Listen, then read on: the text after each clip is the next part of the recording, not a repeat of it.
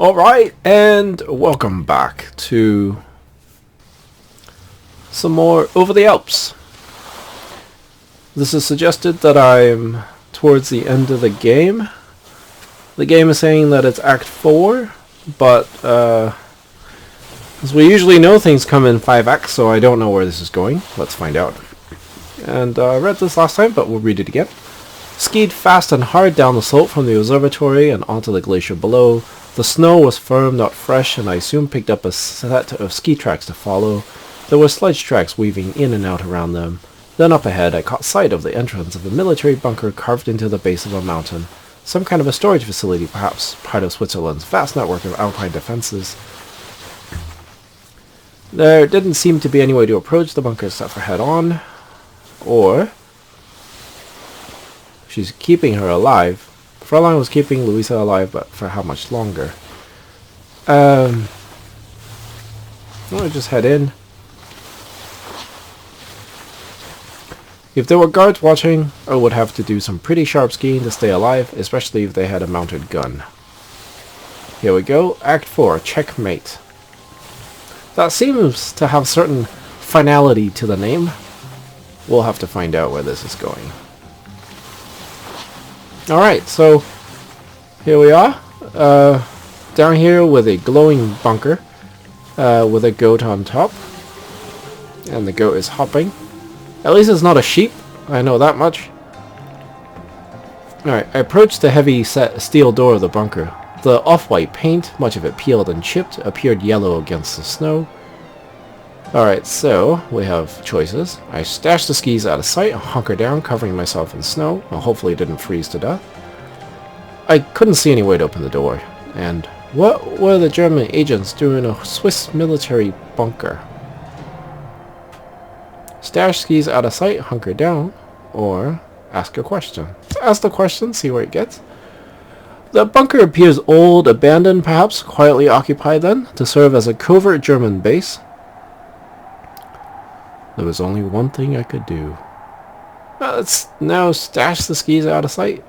Hunker down, cover yourself in the snow.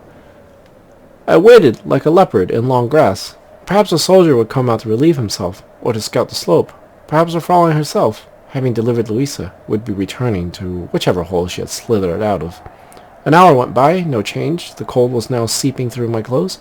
I had plenty of time to take in the scenery. I realized, in the very heart of the Alps, alone, with only a pair of borrowed skis. Ouch. That was only one thing I could do, I guess. I rose up out of the snow. I paced over to the door. I knocked on it. This is kind of an incompetent spy. I mean, as if you didn't know that. Of course, my choices have certainly made things even worse for the man. And the door opened. Would you believe that? I knew you'd come, she smiled, although I had been hoping you would rescue me, not get captured yourself.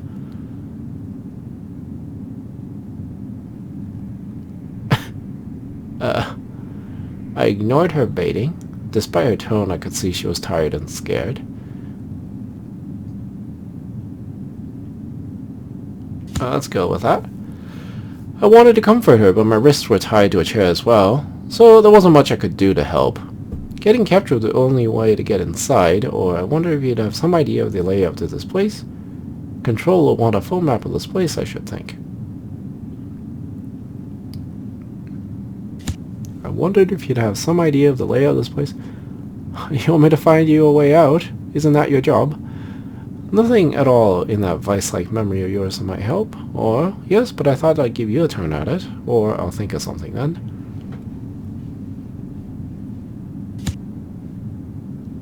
Nothing, she sighed. If that was your plan, it really was a terribly bad one. Terribly bad one. Louisa and I were tied up side by side to wooden chairs. They looked like they'd come from a prep school's exam hall. We were deep inside the bunker, in an office of some kind, and the bunker was large, dug into the underbelly of the mountain. Perhaps it was due to become larger. I'd seen dynamite stacked near the outer door. Has the Fraulein been interrogating? Let's see. What have they asked you? Don't worry, Louisa. I'll get us out of here. Really? Okay. You better, she shot back. Then she began to laugh uncontrollably. I saw tears in her eyes. Her head came up sharply. But, Papa... Was hurt, but he's getting better. He's waiting for us in Zurich. I left Goshen in a hurry. I don't know how he is. He was hurt, but he's getting better. Are you sure? She studied my face and looked away. You don't know, do you? You've been too busy running after me. Our conversation was cut short. The door opened. There was the Fraulein, that little Mauser in her hand. Hard to believe she's the same woman I'd met on that train from Milan. Wolf, we meet again. Was she alone, I wondered.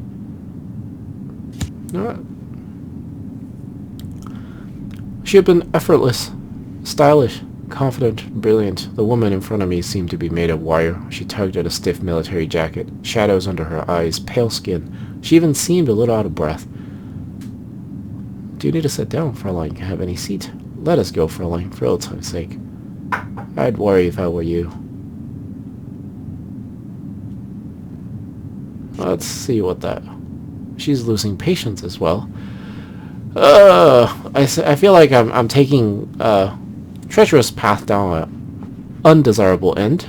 That's fine. It's a game with multiple ends, so... What a ridiculous thing to say, Mr. Smith, the Fraulein intoned in a flat, formal voice. You and I are at war. Your people and my people, she rubbed her eyes. Tell me, Mr. Smith, do you play chess? Of course, and I'm very good at it too, or only with worthy components. It's a game with a ball, isn't it? Alright, let's pick this one, see how that goes. Usually very fond of chess, but it's been a bit of a bore for me lately. My opponents have been so easily defeated. From a locker at the back of the office, she produced her old board and a set of heavy metal pieces. She pulled over a chair and set it down to use as a table. You and I will play. If I win, I will shoot the girl. If you win, then we'll play again. She set her gun down, began laying out the chess pieces, or she can give me the information I require. You'll never let us go with or without her information. You're afraid I'll win. That's why the stakes are so one-sided. I accept. I accept, but not on those terms. Let's see. That gave her pause. She took a seat on her side of the board. Then, let's say you win. What would you want for it? Will you win? I let us go. If I win, you let us go. You give up the names of your handlers. I want you to defect to my side. What have we been playing? Just let us go. That seems... I don't know. Any of these should be fine. I mean, I had played along this side kind of before, but it didn't go very well. But certainly, if that were to happen, she would be letting us go, right? Let's see how that goes. Oh, don't tell me you're in love with me as well, she groaned. I should put you out of your misery. I'm not about to become your willing slave over a game of chess. We'll play to my terms. A pawn stepped out onto the board with a slight magnetic click, like the sound of a safety catch being removed. White king's pawn to the center. Your move, Heir Smith. Same pawn, same move. The horse to you. You know, out in front. The goat move. The goat one. Move that. What? Does this guy not know how to play chess? That's fine. We can do the pawn. You don't actually know chess notation. Don't be too hard on him, the Fraulein said. She pulled my pawn forward. He can't even see the board properly from that chair. King's bishop to knight's file, Smith. Louisa strained at the ropes that held her wrist. She couldn't see the board either. At least let Louisa see the board, Fraulein. Or, Bishop, do something useful with it. Knock over the king, I'm done. Okay. Why? There's nothing to see yet. Now play. Oh my gosh.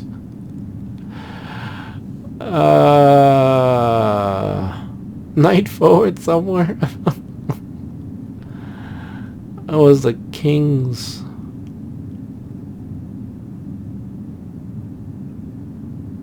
I don't like any of these. We can move the queen, I guess. I like that. She can go here. She moved my piece and quickly responded, advancing another one of her pawns. There was no way I was going to win the game, Aubrey. I was playing in the dark. You must be wondering how we acquired this bunker, Wolf. remarked casually, leaning back in her chair while she awaited my move. From the redoubtable Swiss army, no less. They built these places to defend themselves against us. If you're hoping Louisa will talk, she'll need to see how badly I'm doing. You're underestimating the Swiss, you know. Knock over the king. I'm done.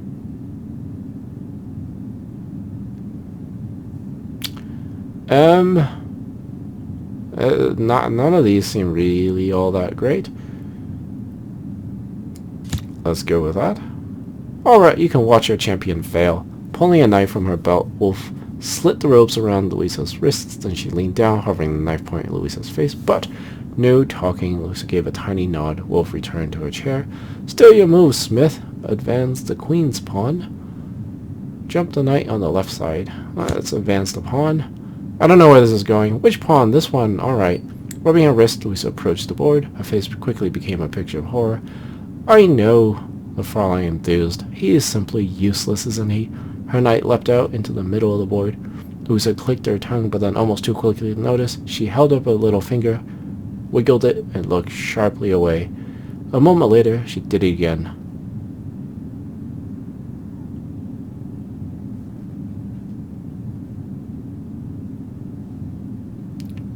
Wiggling a little finger.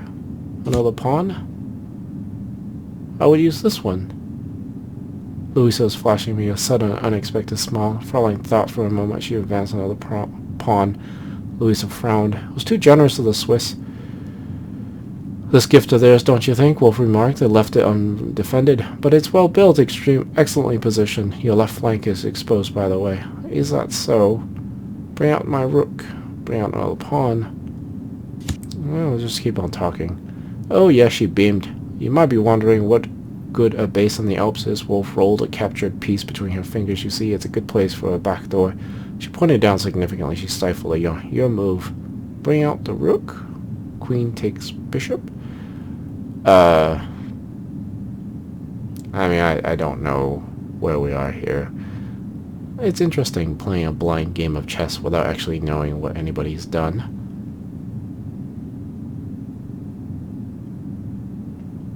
Let's take the bishop. She played the move for me. Louisa nodded slightly. Must have been a good move. Fraulein paused and chose a move. Then her white bishop prowled forward. Could see Louisa was thinking quickly. Then she quickly held up two fingers crossed. Two fingers crossed is usually a bishop, correct? Tell me everything. Got an achievement for that. I don't know why. She played the move very gently. Louisa nodded. Wolf was intent on the board now, and though she had taken her eyes off Louisa entirely, carefully, silently, the Italian woman had lifted the little Mauser from where the Fraulein had put it down. The Fraulein nodded firmly. White's back line was clear enough to castle. Wolf brought her rook into play. We're going to blow a tunnel, Smith. Whoa! Where? That just flipped a little bit. Isn't that marvelous? A tunnel all the way to Zurich. Then we'd pour down into Switzerland by the tens of thousands, or capture the castle, so to speak. You'll never get away what you're doing here. Queen, attack. Let's attack with the queen. Game of chess. Well, didn't exactly win the game of chess. It looks like she got smacked out. Anyway, the Fraulein played the move for me. Louisa shook her head furiously, but it was too late to take it back. Wolf was concentrating hard, eyes screwed shut. Louisa swung as hard as she could. It was glorious. The Mauser butt connected Wolf's skull with a sickening crack. The Fraulein was knocked sprawling across the board. The chair upended, pieces scattered in all directions. That's for Papa, Louisa hissed. Black queen takes white queen, I remarked. Or, good shot, watch your follow-through. I cheered from my chair.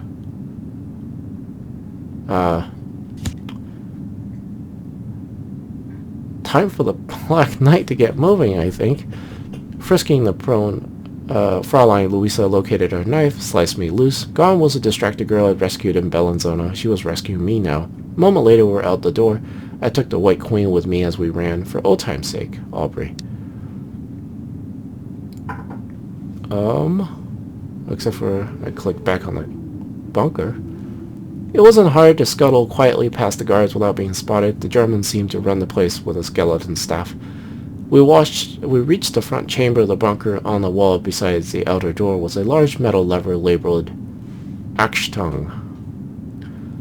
She will be back on her feet soon, I said, looking back down the corridor. I threw it. Threw it?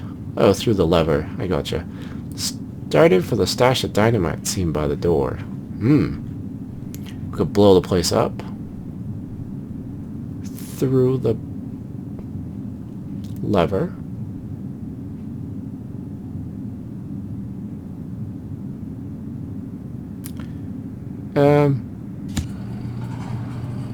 Then let's go, Louisa replied, throwing down the lever.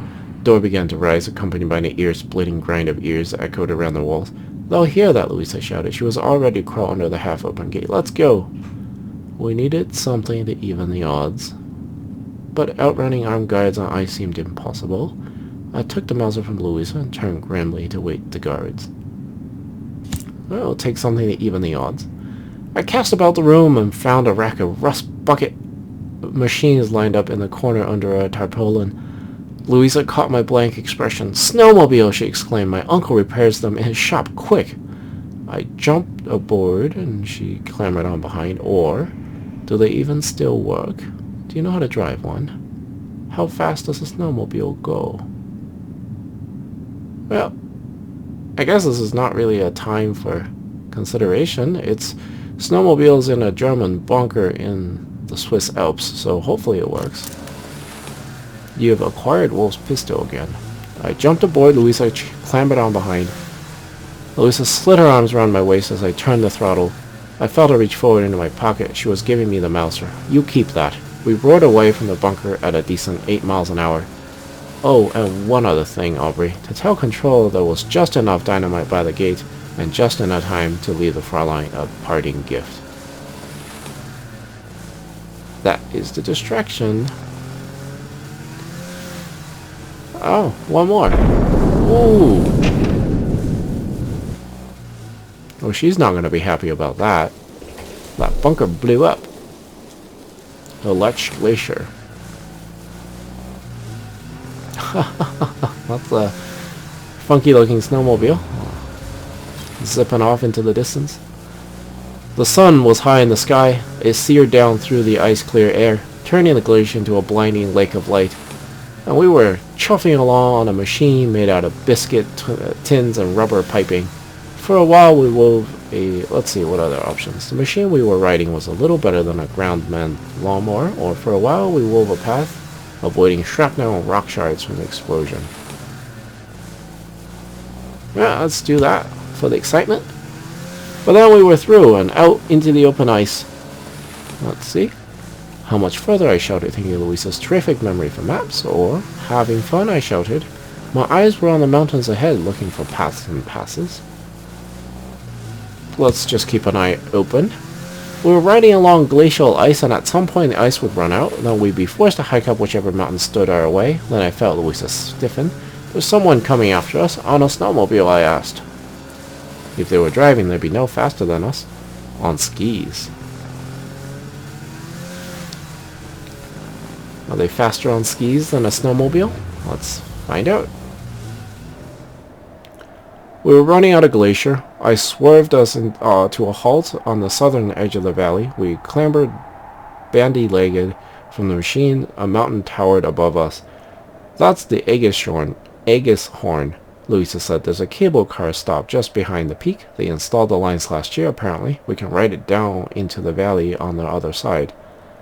I didn't need to ask how she knew. The cable car is fairly visible. We'd be exposed. What's on the other side? Let's just take her word for it, right? Honestly, Aubrey, that girl, I was beginning to wonder if she wasn't the best partner in the field an agent could have. I cast a look back at the swooping dark figure behind. It was closing on us fast. Alright. Next segment, I guess. Aegishorn Station. Oh, I guess I could have gone the other way by going to Fish. if I had made some other choices. We decided to hike around the peak. And off we go. The hike around the Egeshorn was gentle enough, pleasant if it weren't for the dark figure on the glacier below. We passed a small lake fed by a trickling stream from above. Louisa paused to rinse off the clods of earth and stones that were stuck to the heels of her boots. What did you tell them, Louisa? Did you tell them anything? You saw something, Milan. I've seen that before. I'm not going to let anything happen to you. That seems like a good enough. Alright, she scoffed gently at my chivalry. What would you call this, then? A stroll in the hills?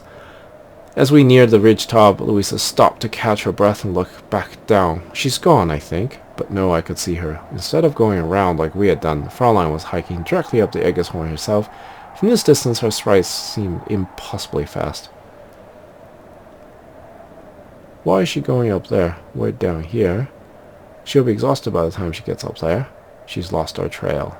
Let's go with the observation. Louisa grimaced. The cable car. She's going to come down the cable car and get ahead of us. She's trying to cut us off. If she's taking a cable car, then she's hopeless, or she's going to chase us in a cable car.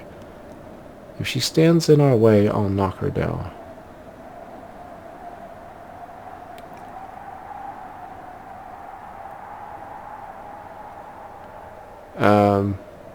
Usually these were the lying, right? I don't know where this will get us. I smiled at the idea. All we have to do is get to the lower station before she does and shut it off. We walk faster.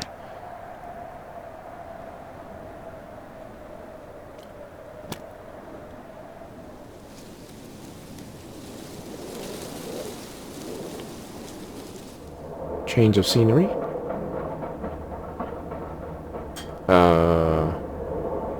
Looks like it's a little late to...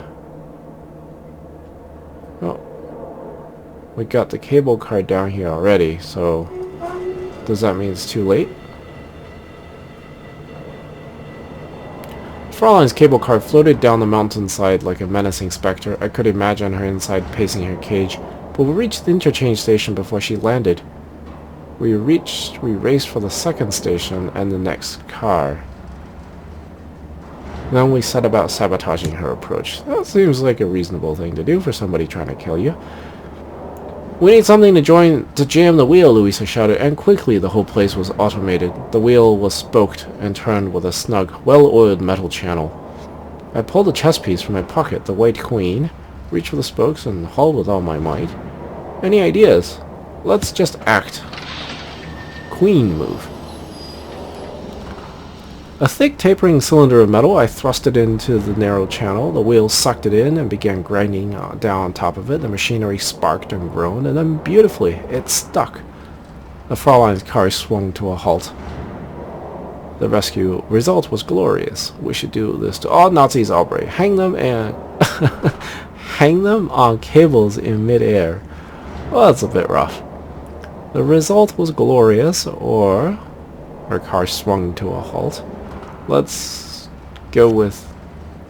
You have jammed the Fraulein's cable car. She was in midair, some 15 feet above the top of a tree. Her silhouette inside the car froze. Then the door slid open, and the Fraulein began yelling German expletives at us at the top of her lungs. Shame we can't send her even higher, I mused. Shoot all the Nazis off into space.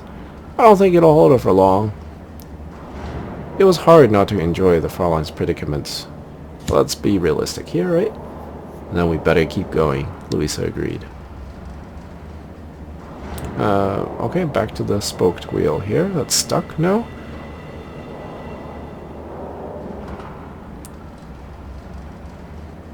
So we've moved on to the second car. The second cable car gently swayed us down the mountainside. It was like being in a floating cradle.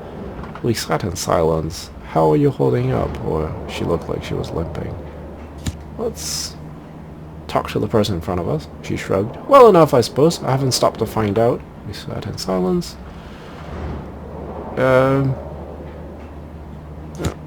Let's see where this gets us. After hiking up that mountain, I should think so. Suddenly, Louisa yelped and pressed her face to the glass. What is that? I looked down, splashes of color, a chessboard in rainbow hue, blues, reds, greens, whites. It was as though someone spread out a woolen quilt over the valley floor. That wasn't on the map you saw.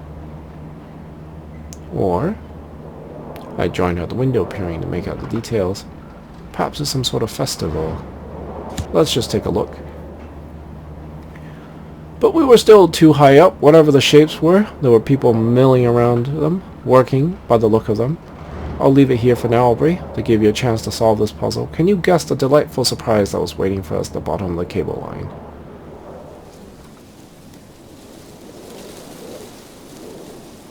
Oh, well, I guess together. Ah! It's a hot balloon festival of sorts. Balloons! Hot air balloons, to be precise. We had somehow stumbled into the middle of the festival of hot air balloonery. There wasn't a moment to lose. How do you feel about heights?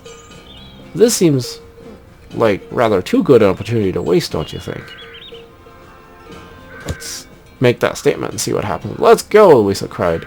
We raced down the track from the cable car station and hopped off a fence into the field where the first of the balloons was laid out. The burner was on, the balloon was starting to fill. We approached its owner. He was sitting on the grass beside the basket, smoking a pipe. You can pull out the gun, or... Quickly, man, we're escaping from Nazis. I'll pay you 100 francs for the balloon. One sharp blow to the back of his head was enough to send him into the grass. Let's stick with the green. Nazis, the man jumped to his feet. I despise Nazis. He was a good salt, Herr Gaspar. He helped us both into the basket of his balloon without further ado. I glanced back up at the mountainside. Perhaps the Fraulein is still stuck in midair, higher up. If not, she would be on her way down. She would have no qualms about putting a bullet in our heads, or one in our balloon. And the balloon was still inflating. Can't you make this thing fill up any faster? She's in the cable car. I took a moment to shake the balloonist's hand. Let's do that. It's still inflating, so it's fine. My name is Smith. This is Louisa. I'm very pleased to meet you both. He gave us a little stiff bow. Gave us a stiff little bow. I am Herr Gaspar. This is my most wondrous balloon. I call her Gertie. I do hope you are not afraid of heights. A hot air balloon, Aubrey, is a magical thing. The ground below just gives up on you. Gravity lets go, and the earth drifts away. First an inch, then a yard, then up and up. What are our choices here? Real, right? So, first... Indulgent form of transport, full of a folly of follies. Bless the Fraulein. The cable car reached the ground. I saw a limping figure emerge. Bless the Fraulein. She shook her little fists up at us as we left her behind. We are free! Louisa cried out of the sky. We are free! I put my arm around her waist to steady her, Aubrey, in case she leaned too far over the edge of the basket. She even leaned back a little against me. Just for safety, you understand. We are really free now, she breathed, still gazing out at the view. Free. Wait until... until we get up into the sky. Who knows what's going to happen? Over the Alps!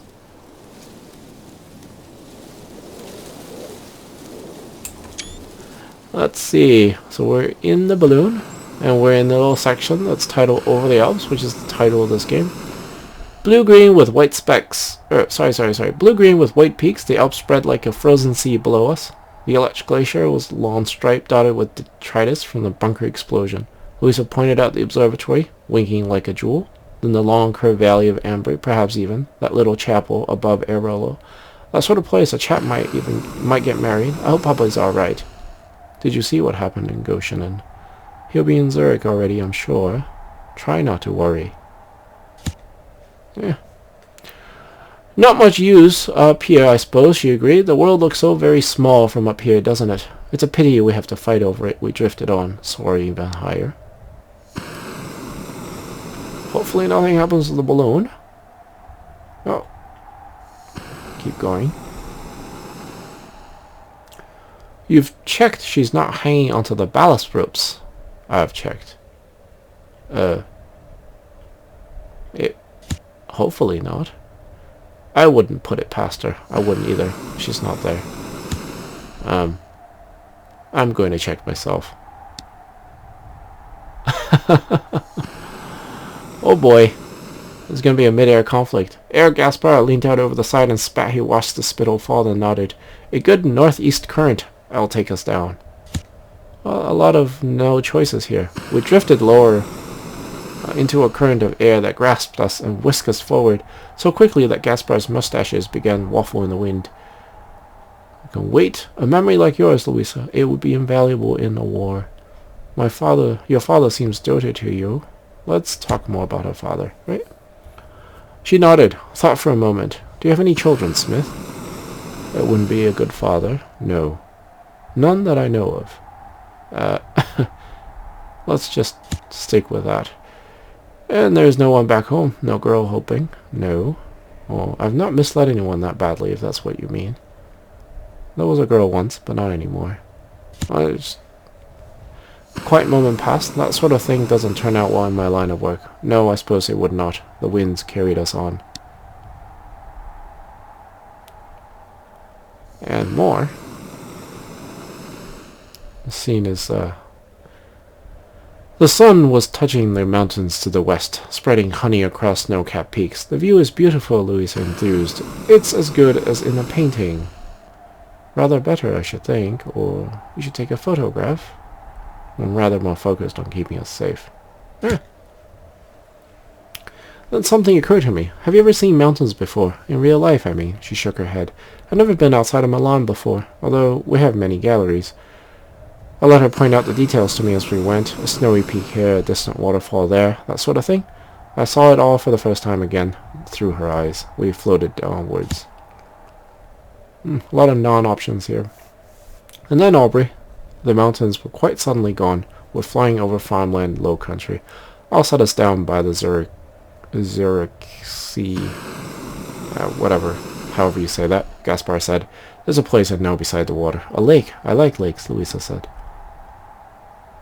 And one more part in the scene, I guess.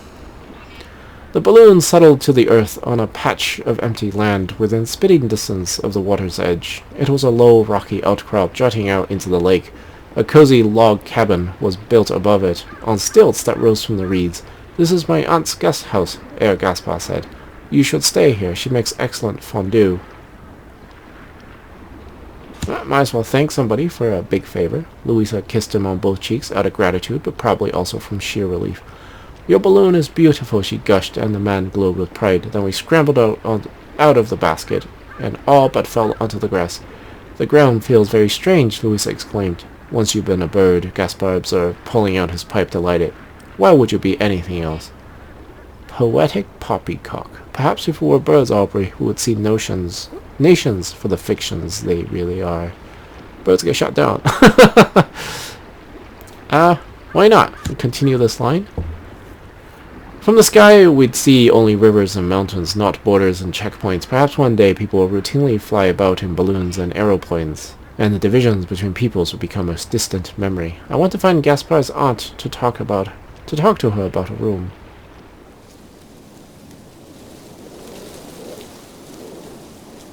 Owl Peninsula. I guess that'll be Owl Peninsula. We've got the night sky, and that's it. Alright. Shooting star. There was a little jetty in front of the cabin. We were sitting together, looking out over the lake. Stars filled the sky and flooded the surface of the water. Louise had her arms hugged around her knees. She told me she would kill me. I said nothing. I said nothing. She was talking just fine. I said nothing, just sat by her side. Does it matter? It's saying nothing either way. I feel like... Let's do that. She kept trying to scare me. There were things she said she would do to me. She spoke quietly. But I couldn't tell her anything. I don't know anything. I only said I did because I wanted you to help my papa and I. So there was the truth. I knew Control wouldn't like it, but I was glad. I cursed silently, all this for nothing. What about that memory of yours? That's fine. It was safer for Louisa. and I hadn't been looking forward to handing her over anyway, but I said nothing, just listened. I tried to tell her she had it wrong, that it was all a mistake, but she just kept threatening me and asking the same questions over and over like a machine. That's why they're told to do it. It's alright, you're free now. It was nothing personal. We've stuck with this line long enough. Let's stick with it. Am I through? Am I though? Am I though? She didn't seem as though she would ever give up. Her words drifted across the lake and disappeared. I'm Goldsmith.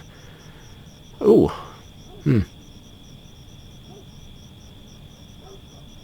Take the blanket and I'll go inside. Or we should go inside. Or come here, I'll keep you warm. No, I don't want to. She turned to glare at me with hot, angry eyes. Tell me something, Smith. Would you say you were a good man? A man of honor? I would say so, yes.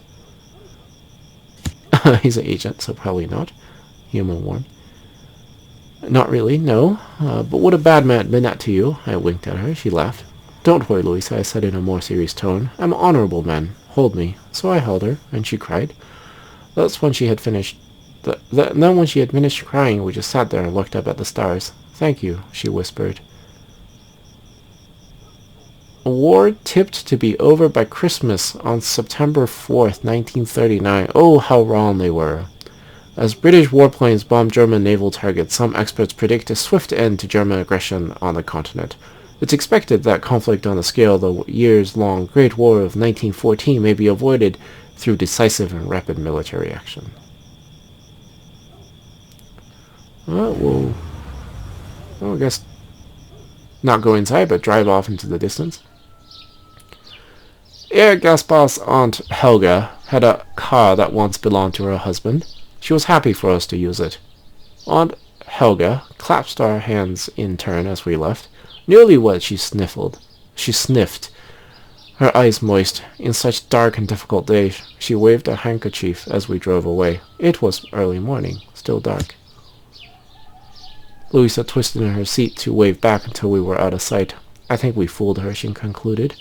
Yes, we were very convincing, I smiled back.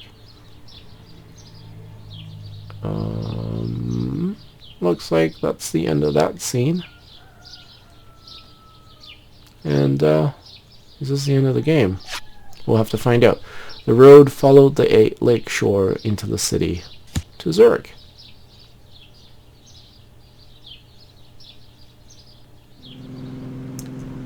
This is the road to Zurich, Louisa remarked. It's only a couple of miles. Or, you sure this is where you want to go? Or, have you ever been? It's a rather dour place, I think.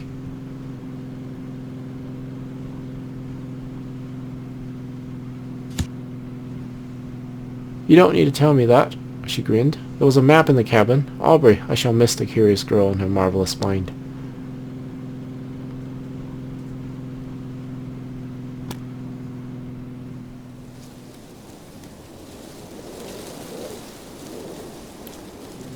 I definitely see where this game could take many different turns, so it'd be interesting to see all the different endings. I found myself driving slowly. Perhaps I was finally able to enjoy the sights the journey had to offer. I wanted to spend every last second with Louisa that I could. Perhaps I was still on the lookout for a possible attack. I was not relishing a dressing down from control, amongst other things.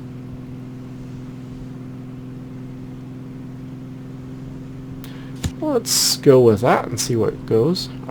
Our work offers us plenty of excitement, plenty of comfort and discomfort, but so little of the wonder and awe that just a few moments Louisa's company gave me. You must think me as a stripling to talk like this, but I am no ancient oak. Okay, but Louisa's journey was at an end. She was eager to reach Zurich. We could talk little, but seeing her father. I hope he's not too sore. He'll have been well enough to take the train to Zurich, won't he? Okay, hope so. Oh yes, they have good doctors. We'll know soon enough. I don't know. These were all kind of meh. And so, we'll pick. Oh yes, they have good doctors in Switzerland. And bad ones too. I thought of Schweiger weeping atop the Jungfrau Jock. I don't know. Whatever that is. The observatory, the mountain, I don't know. The fact was, we were already there. We were passing through the suburbs of Zurich, built up along the lakefront. The scent of flowers and horse dung was fading away into the fumes of cars and coffee. From the Alps we had emerged back into what some call civilization. But I don't know what I call it anymore. Europe is at war. We've got a beer house. No, just whatever this building is that we can pick. And there's... Open up the blinds. We checked into the Hotel St. Augustine under the name of Mr. and Mrs. Elling. I like the feel of signing Aubrey, or just married, I enthused to the concierge. We're eloping, remember, so please don't tell anyone we're here.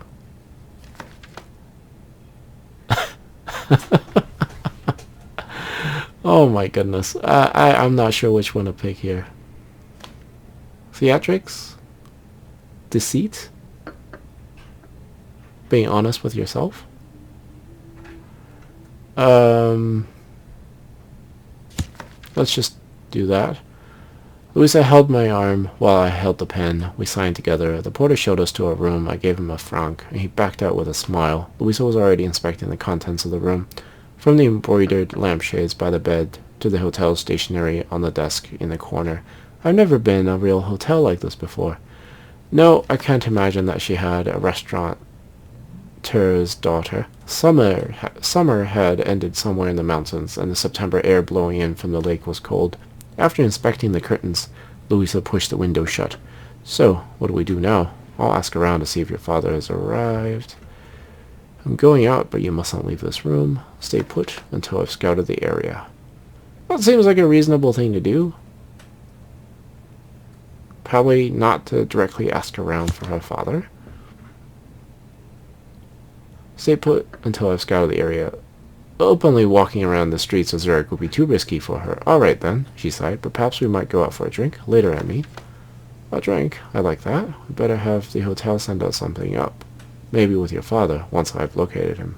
Well, She smiled. Me too. I put my hat on. I'll be back within the hour, I should think. I paused a moment to look at her through the open door as I left the room. My Mrs. Elling, sprawled on the bed, shoes dangling from her toes, low sunlight streaming in around her.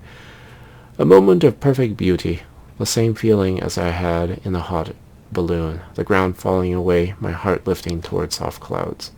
Oh boy, this guy is really, kinda got his minds all over the place. Let's go to the beer house.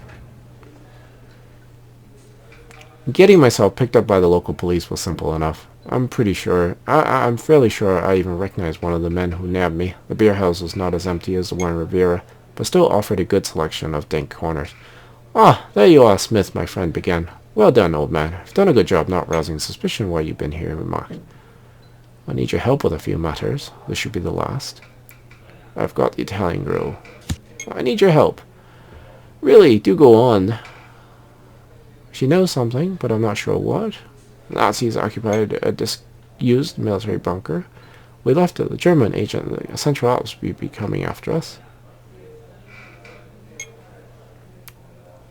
Let's mention the bunker. I blew it up. Good man. The Italian girl knows something. Let's do that. See where it gets us. You're worried for the Italian girl's safety? The cigarette pondered for a moment. It was time to ask. I need papers for Louisa, to get her into France. You don't, actually. Be handing off to our boys here in Zurich. If that's what Control thinks best, I want her to across the border. It would be safer for her. Will she talk to them, though? It's me she trusts.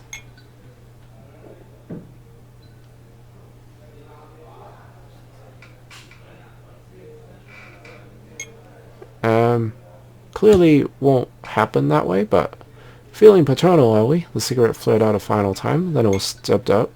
It's still a no from me, I'm afraid. I heard a chair scrape back. You're not proving yourself up to the task, not from what I've seen of you. There's a real menace in his tone, Aubrey. Leave the girl here and walk away. You're done. We'll be in touch. Ouch. Ooh. Blue men. I got choices here. Let's try the blue men.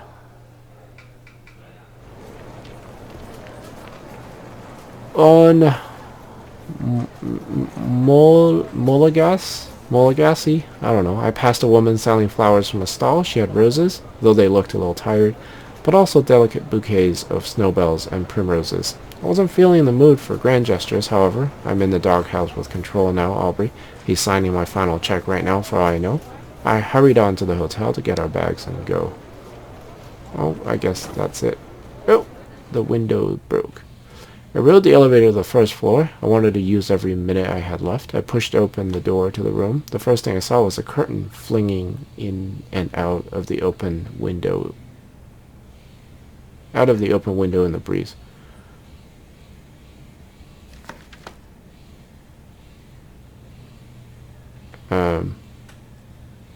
Stepped in quietly.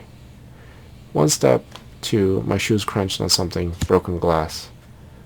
The window had been smashed. There was a trace of blood near the frame. I stuck my head out into the alley. I jumped out through the open window. I could picture it exactly. The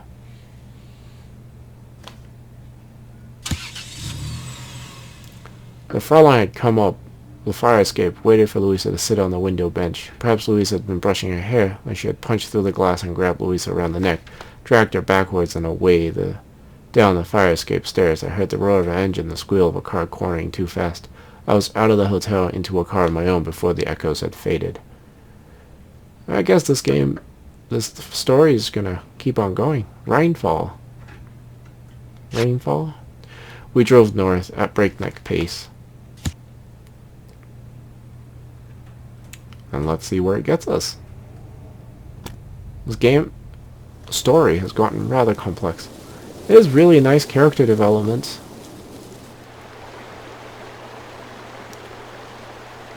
I'm not sure how long this is going to keep on going, but one thing I know for sure is that this episode has gone on a bit too long. So we'll stop there and find out how my particular version of this story ends next time.